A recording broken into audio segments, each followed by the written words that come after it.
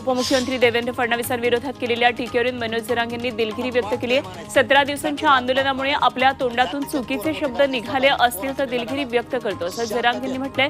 तर मनोज जरांगेंनी फडणवीसांविरोधात असभ्य भाषेमध्ये टीका केली। जरांगेंच्या विधानांवर मुख्यमंत्र्यांनी सभागृहात सविस्तर प्रतिक्रिया दिली आहे। मराठवाड्यातील मराठ्यांना आरक्षण, सरसकट, सगळे सोयरे, ओबीसीतून आरक्षण अशा भूमिका जरांगे बदलत राहिले याची आठवण मुख्यमंत्री शिंदेंनी करून दिली। तसंच जरांगेंना सगळं देऊन सुद्धा अशी भाषा का असा सवाल शिंदेंनी सभागृहातून विचारला। जरांगेंशी काहीही देणं घेणं नाही, मात्र त्यांच्या मागे बोलवता धनी कोण हे शोधून काढणारच अशी भूमिका फडणवीसांनी सभागृहात मांडली। तर फडणवीसांच्या घोषणेनंतर जरांगेंनी पुन्हा एकदा शेलक्या शब्दांमध्ये त्यांना उत्तर दिलं। जरांगे पाटील यांच्यावर 1 महिन्यापूर्वी गुलाल कोणी उधळला याची चिवट चौकशी करा अशी मागणी करत उद्धव ठाकरेंनी मुख्यमंत्र्यांना टोला लगावला। अमृत नोनी आर्थो प्लस ये एक प्रूवन फॉर्मूला है। इसमें मौजूद नोनी फल के गुण और आयुर्वेदिक जड़ी बूटियां शरीर को जरूरी पोषक तत्व देने के साथ साथ हड्डियों और जोड़ों के घिसने, उनमें होने वाले सूजन और दर्द को रोकने में मदद करता है। दर्द मुक्त जीवन के लिए अमृत नोनी आर्थो प्लस। जरांगे यांनी केलेली मागणी सोडून त्यांच्याच मागे का लागता असा सवालही उद्धव ठाकरेंनी विचारला। शिंदे समिती स्थापन झाल्यापासून मराठवाड्यात आतापर्यंत 56,404 कुणबी जातींचं प्रमाणपत्र वाटप करण्यात आलंय।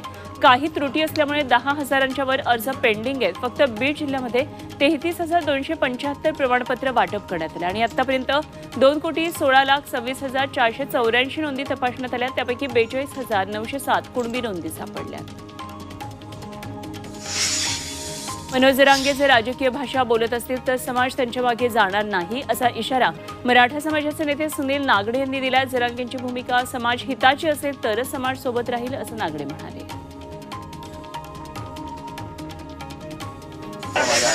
24 फेब्रुवारीपासून मराठवाड्यामध्ये मराठा आरक्षण आंदोलन सुरू करण्यात आलं। या आंदोलनामध्ये 15,15,000 रुपयांचं सार्वजनिक मालमत्तेचं नुकसान झालं। तर आतापर्यंत आंदोलकांवर 247 गुन्हे दाखल करण्यात आले।